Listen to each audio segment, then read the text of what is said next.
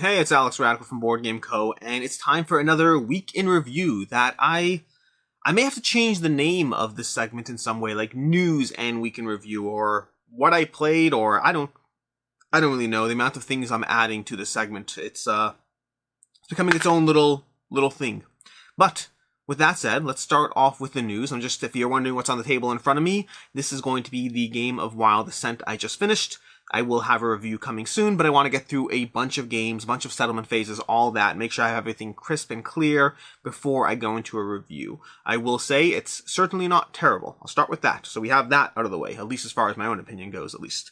From there, so let's start with news, and a bunch of things, some of them news, some of them opinions, we'll just go through it. And so I'm going to start with CMON's miniature sale or CMON, more specifically CMON, other way around, the miniature market CMON sale. Miniature Market, if you don't already know, managed to get their hands on a whole bunch of CMON stuff that is Kickstarter exclusive, only on Kickstarter, will only ever be seen on Kickstarter, and is selling it. Not like amazingly cheap prices, so it's not a price point alone, but on many of these things, certainly less than the aftermarket goes for. Now, I feel like CMON is treading in dangerous waters here. Their Time Machine was already an interesting conversation. When they had the CMON, the Time Machine, the Wayback Machine, no, the Time Machine, that's what it was. But when they had that and they sold a whole bunch of stuff, at least it was still on Kickstarter. But it's certainly one of those things that ruffles people's feathers when they are told that the thing they are backing is exclusive and then it no longer is. Even if 5 years go by, even if 10 years go by, there is certainly a degree of frustration or lack of trust when you break that. And it's one that I am fine with. I am all for the accessibility of board games. I am all for putting something into retail so that other people can get their hands on it. But I also value trust. I value making an informed decision. And when CMON sits there and says this is never going to go to retail, and then it goes to retail, I'm a big fan of CMON, but my trust is certainly waffling. I'm probably still going to back their games because they'll hold their value for a while, at least and until this becomes a regular occurrence. I'm still going to back their games, but I feel like they didn't give me the informed choice, and people may decide not to back accordingly. People may decide that there's a good chance these things will show up in retail down the road. Ultimately, Kickstarter represents this idea of FOMO, that there's this little band of FOMO here, and the further you expand the potential ways someone can get it, they can get it at retail, they can get it at the secondhand market, they can get it at this price point, they can get it on a future Kickstarter, they can get it when CMON has a Time Machine or CMON has a dump. The more ways you give people as a potential opportunity for them to get their hands on something, the less that FOMO is constricted, and the more they make a choice based around future availability as well. And so, ultimately, I disagree with their decision. I'm happy for anyone. But to be clear, by the way, I'm not holding on to a single game where I'm sitting there saying, well, now the value of that game is gone because I can't sell it for a profit. There's not a single bit of that. I just don't like it when companies do things that they said they wouldn't do. It makes me rethink and relook at how they approach things moving forward. And I know I've defended CMON about a lot of things, by the way, but this is in the past when I've defended CMON, and I'm still fine with CMON, but in the past I've defended many of the things people want them to do, or many of the expectations that people had that were set, but if they didn't say they weren't doing something, I gave them a lot of passes. In this case, I'm okay with, what's the word, not misleading, but letting people think one thing and doing another. I'm far more okay with that than them saying we're not going to do something and then doing it. But that's CMON's miniature sale. Then Radlands. Radlands from Roxy Games, if you haven't been following, has a bit of an IP dispute going on, where someone else basically came out with a game a while ago that never really got published, but it's called Radlands. It's a post-apocalyptic game, does not seem to share game mechanics, but it does have it's called Radlands, it is post-apocalyptic, and has a neon color scheme. And so there is overlap, to be sure. I don't think this person's coming out of left field with his IP claim. I don't know if he'll win anything, because from what I saw, he followed his copyright claim after Radlands filed theirs. Basically, it's going to be a hard fight. Kickstarter on their end is taking the right move, and they're taking on the page because no one's backing the game anyway. The Kickstarter's already done, so there's no reason to let themselves be potentially sued for nothing. So they took down the page. We'll see where it ultimately settles. Could well be that your copy of Radlands will show up on your doorstep and will be called Post-Apocalyptic Lands or something. I don't know. They might change the name. Who knows? We'll see where it goes. I don't imagine it's going to be a big deal, but something small might happen to adjust whatever. Or they might just not change anything because it's going to be a hard case for this person to fight and win. From there, we have Suburbia has a reprint coming for all those, speaking of feeling betrayed by the companies that make stuff. It's a longer conversation. I should do a full video on this. The nature of second prints, the nature of, I think I did a video on it a while ago, but I should do another one. But Suburbia is coming out with a reprint, which is giving you like a game, it's giving you the base game of Suburbia with game trays. Kind of feels like a hybrid of the collector's edition with retail, the way they're approaching it. So I think if you have the collector's edition, from what I saw already, if you have the collector's edition, you're probably not missing out on much, if anything. This is not a, oh no, I backed the collector's edition and now it's expired. It just seems that they're updating the original base game to be more friendly, or who knows what. I don't know what you want to call it, but yeah, Suburbia reprint. Then Gamefound. Gamefound announced today there's a slew of things that are lined up coming up, and they had, I mean, I knew about a few of these. I did not know about most of them, unfortunately, or not unfortunately, I don't really care. I didn't know most of them. But Gamefound has a bunch of things coming out. They have Kingdom Rush, which is currently on Gamefound right now. And then coming up, they have a few things, some of them more interesting than others. They have the Robinson Crusoe Collector's Box with miniatures. So if you're a Robinson Crusoe fan and you want more Robinson Crusoe, they're going to have the Robinson Crusoe Gigantic Collector's Box. That'll, be a chunk of money, but that will be on Gamefound. And there's links, by the way. These are all things you can already subscribe to be notified on. I believe at least one of them had a clock down. I think Robinson had a countdown clock already going, meaning in other words, we know when it's happening, versus the others are just like, hit notify me and we'll see. Then there was Hexplort. Hexplort has the newest expansion coming for that. This should be 2 fingers here because I already said one thing. So 2 fingers for Hexplort. We have Gaijin. I might be butchering that name, but Gaijin is going to be from Awakened Realms Light. It seems to be bringing a story-based game to Awakened Realms Light. So it's going to be the least light of the Awakened Realms Light games from what I'm seeing. We have Monster Invasion from Peterson Games, which is going to be 4 different monster games all coming to Gamefound on the same day. I actually may be doing a preview of one of them. We'll see. Not preview, review of one of them. And then lastly, on the big one, Skyrim is coming to Gamefound. It's always instinctively I want to say Kickstarter. Skyrim is coming to Gamefound with a board game. No clue past that. Don't know anything. I'd love to preview it, review it, whatever it is. I'll have to reach out to somebody to get a hold of whoever makes decisions there. No idea if it'll actually happen. Keep in mind, it's like the big IPs are definitely more protected. They're definitely less in a rush to say, hey, go ahead and review our game, and I don't do previews, so it's review or nothing. Although obviously I'll be covering the Gamefound page, because that is something that no one can stop me from doing. At least no one without a lot of work behind it. So that's going to be Gamefound. Whole bunch of stuff coming to Gamefound. And then finally, or not finally, 2 more pieces of news. One is Rainbow Siege, or Rainbow Six Siege, is coming from Mythic Games. So if you aren't following, Mythic Games just announced their next IP, Rainbow Six. I am simultaneously super excited and totally not at the same time. I'm super excited because unlike Darkest Dungeon, I've played Rainbow Six. I played it way back in the day, before it was like Rainbow whatever. I played the really bad graphics, old Rainbow Six games. Love them. Excited to see them coming. Also not excited because it's an IP. And I don't really see first-person shooters as a ideal conversion. So of course I'm paying attention. There's a decent chance I'll back it. I mean, Mythic Games, their games hold their value. I'm not concerned about that at all. So almost certainly I will be in, I will be backing it, I will be invested, and if it doesn't deliver the game that I'm looking for, I will get rid of it. I'm excited but not excited. I'm prepared to have my hopes completely let down. IP games at the end of the day are trying to restrict themselves to a formula that may not work. They have to satisfy the IP people involved in the discussion, and that just means that it's another restriction on a good game. There's a reason why so many games have done their version of a game better than the IP version did it. And this should be a video in its own right, but we have Ja, Legends of Adrift versus Firefly. The Ja did it better. It did it better when it wasn't restricted to the IP. Primal versus Monster Hunter World.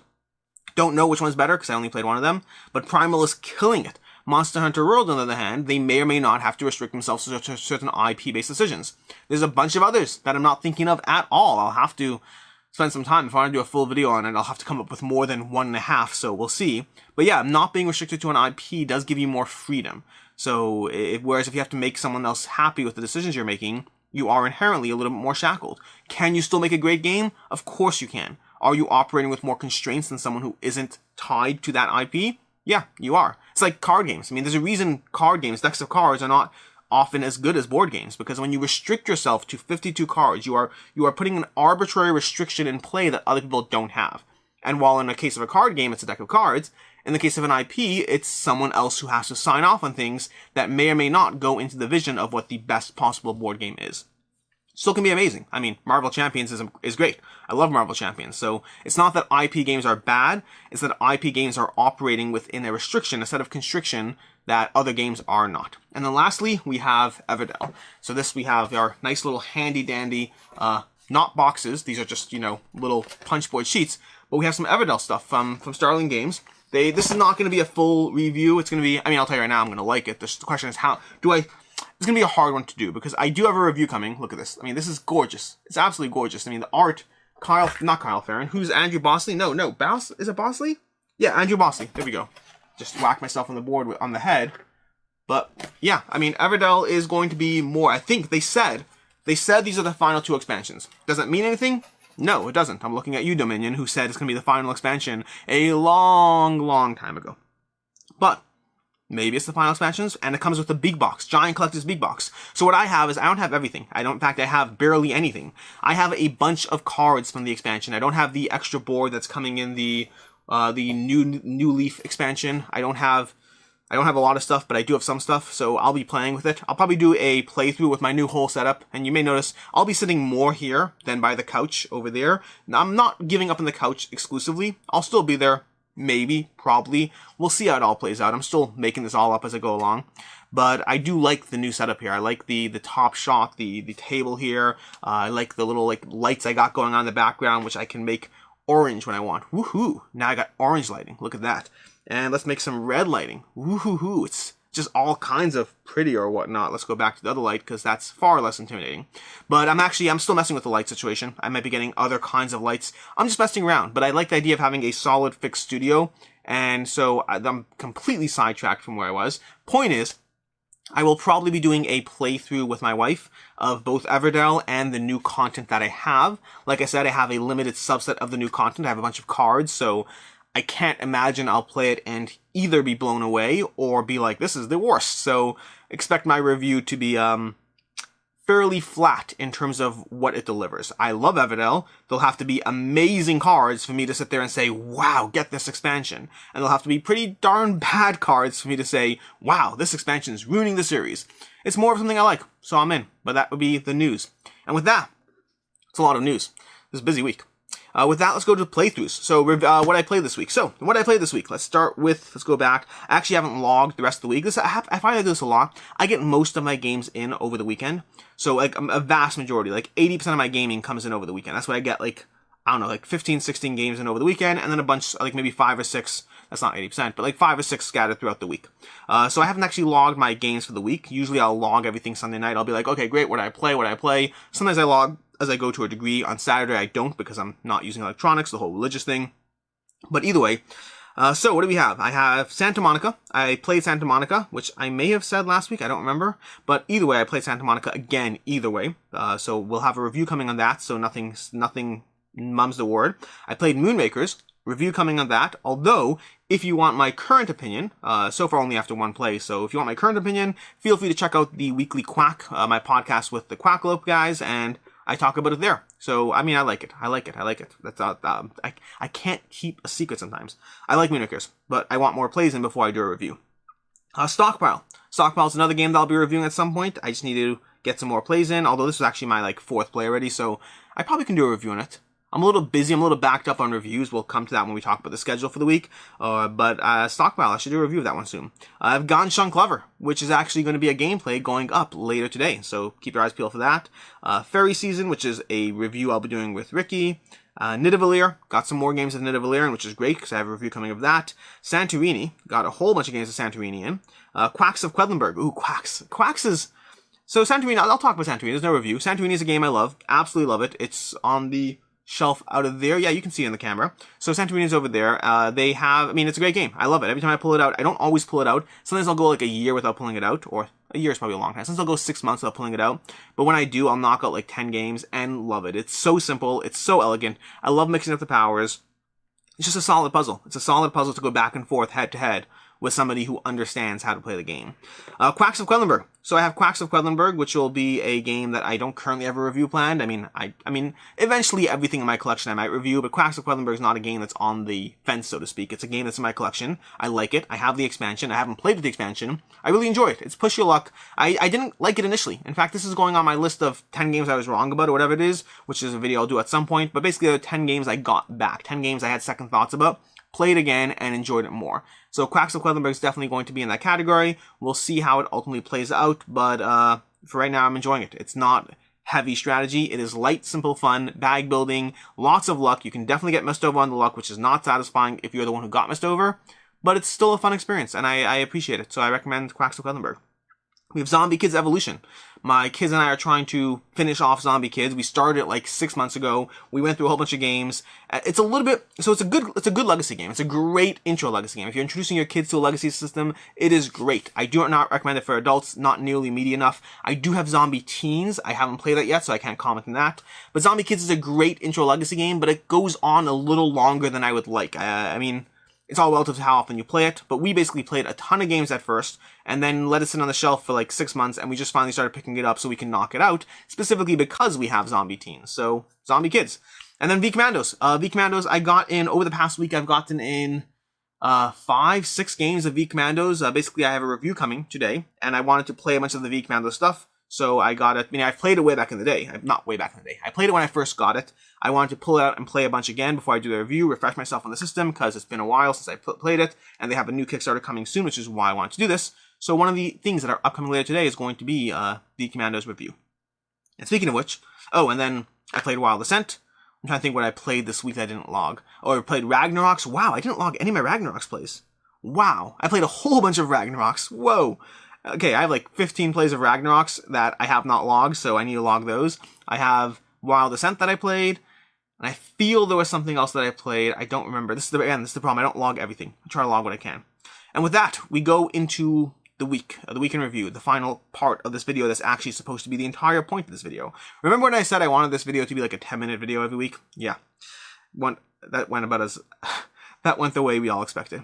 Okay. Last Saturday, I played Truffle Shuffle and Chamber of Wonders. Reviewed Truffle Shuffle and Chamber of Wonders. Truffle Shuffle I reviewed with my family. It was our first, full family review. Full family's not true because my boys aren't in it. But with my daughter and wife, with Ricky and Rena, we reviewed the game. We liked it. They liked it far more than I did. I enjoyed it. I'll happily play it. If it was just me making decisions, I would get rid of it, but I'm happy to play it when they request it, pull it out, whatever. Simple, light set collection. Chamber of Wonders is a Kickstarter that is currently up by LMS Light. Rest assured, by the way, it's a very tricky balance of keeping separate my Kickstarter commentary, opinions, reviews, warnings, should you back it, should you not, and then the review of the game. It's a very interesting conversation keeping those separate, both for the audience, for myself, and for the companies. I mean, I'm sure a company doesn't appreciate it when they send me a game to review, and I'm like, I love this game, and then 2 days later I'm on should you back it, saying, not really a good value, you shouldn't back it that. So like, it's tricky. It's tricky balancing the audience, the publishers, myself, and all of that. That being said, I'll do what I can. As far as Chamber of Wonders, I haven't actually looked at it in terms of should you back it or not. My assumption is I'll have a similar opinion as I did to Sherwood Forest or Sherwood Bandits, I think it was.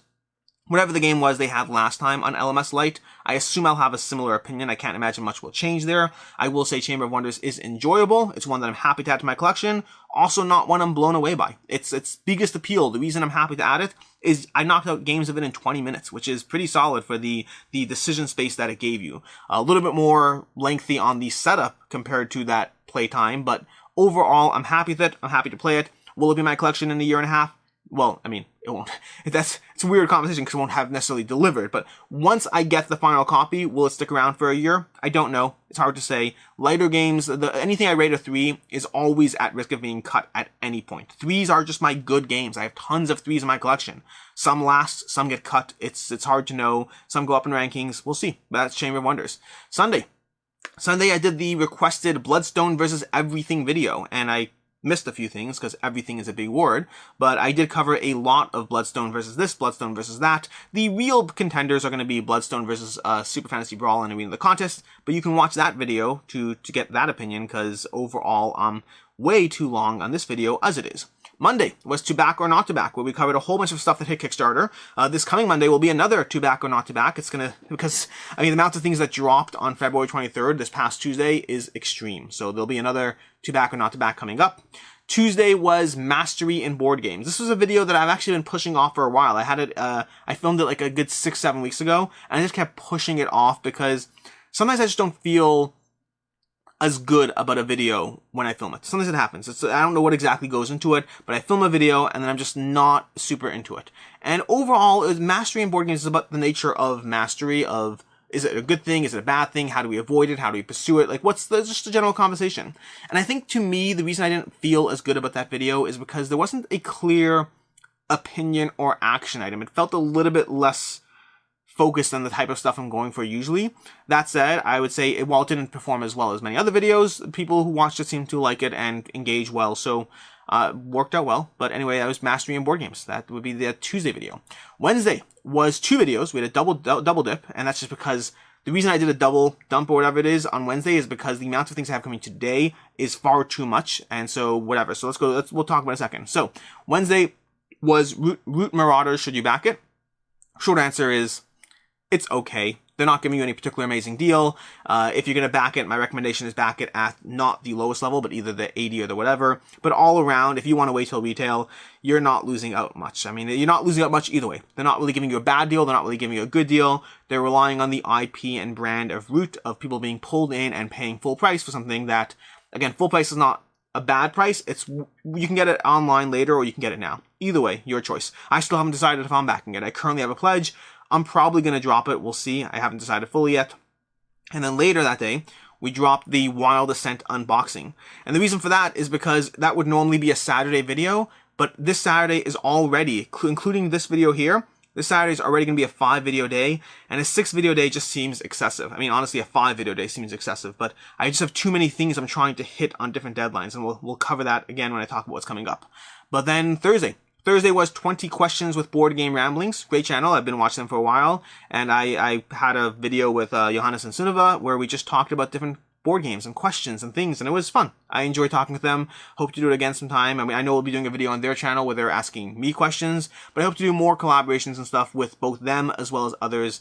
It is I mean, they have a whole thing going on right now. I mean, watch the video. They have a whole thing going where they are playing every single game in their collection and then deciding what to keep or get rid of. And they're keeping the audience involved along the way. So overall, very intrigued. I wish I had the, I guess, self-control or something. I don't know what the right word is, but I wish I was doing it. I would love to go through my entire collection and decide or not. Part of the problem is that a lot of my collection is really focused around higher player counts, like 4 or 5 players, which we just have such a reduced amount of 4 or 5 player gaming happening compared to what my collection usually is meant to be trying to accommodate.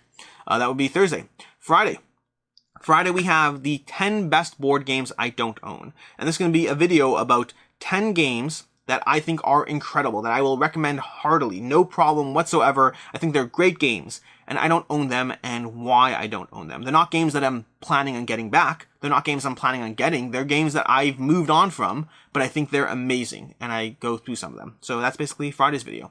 And then that brings us to today. Today is a packed day because, to begin with, we have the Week in Review. That's always a fact. That's always part of Saturday. And usually, by the way, the Week in Review is often, at least initially, the Week in Review video tends to be one of the best performing videos I put out on Saturday. Over time, the other videos do catch up. That's the nature of a review or whatnot, because over time, someone's still looking for a Truffle Shuffle review. No one's looking on YouTube for a Week in Review. So it's the nature of timely material versus forever lasting material. But the Week in Review is always going to be there. Then I have a review coming up at 12 Eastern Standard Time for Fairy Season, and that's because I told Ricky I guarantee her at least 1 video per week. That guarantee is the wrong word. I will try to do at least 1 video per week, and I almost bumped it this week, but I'd really rather bump another video, even if it's a publisher video or something else, than deprioritize having fun with my daughter. This is like, it's a balance. It's always a balance between putting out the content for the audience, trying to be as focused on the channel and what's best for the channel, versus the fact that this is something fun that I'm doing with my daughter, and I want her to feel as important, if not more important, than anything else. I don't get to bump her stuff just because her video is Fairy Season, which is a small game. I mean, the fun-ish game. It's actually probably the least favorite from the videos. From the games I've played with Ricky and reviewed, it might be one of my least favorite. Actually, it's not, well, from the ones I've done videos on, it's my least favorite so far. But either way, she liked it. We'll go through it. I'm giving you spoilers. Now you don't have to watch the video. Go watch the video. Just watch the video. Coming up at 2 p.m. 2 p.m. Eastern Standard Time, we're going to have Ganshun Clever gameplay. This is going to be another tricky part. I have to figure out where my gameplay fits in because I'm going to be trying to do gameplay plus review with Rena. So it's often I'm going to try to just combine the two.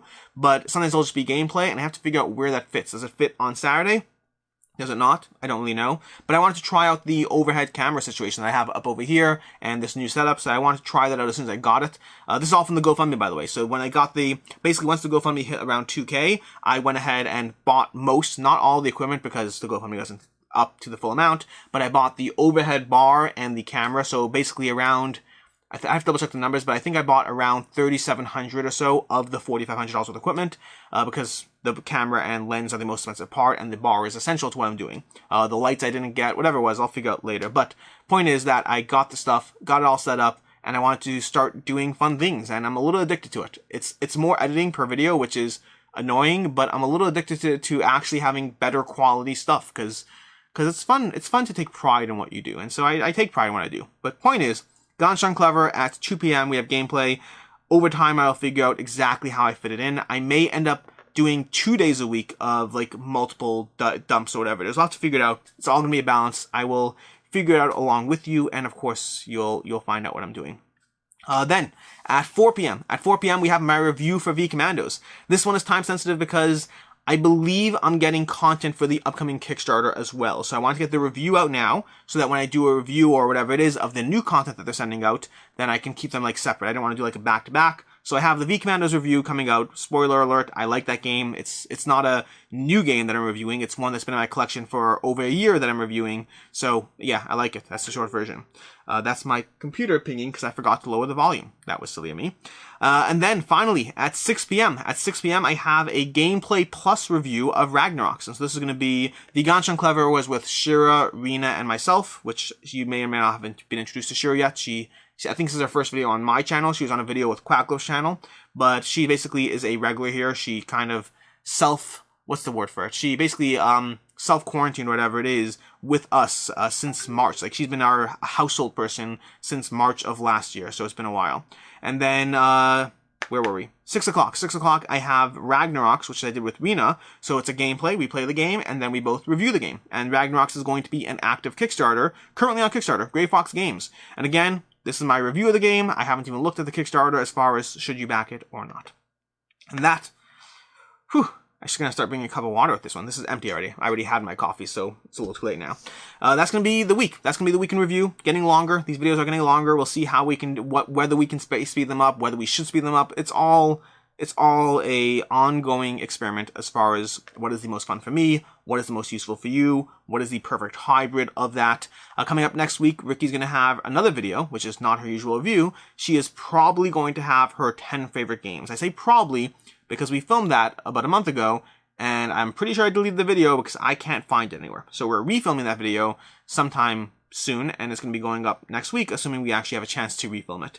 The plus side is she's excited because there's some new games she's going to add to her list that weren't on her list before. So she's like, oh yay, I can add these 2 games that were new to me, and she likes new. She's more cult of the new than I am, and I'm pretty cult of the new myself. Until next time, I'm Alex Ratcliffe from BoardGameCo. Hope you enjoyed this video, and as always, have a good one.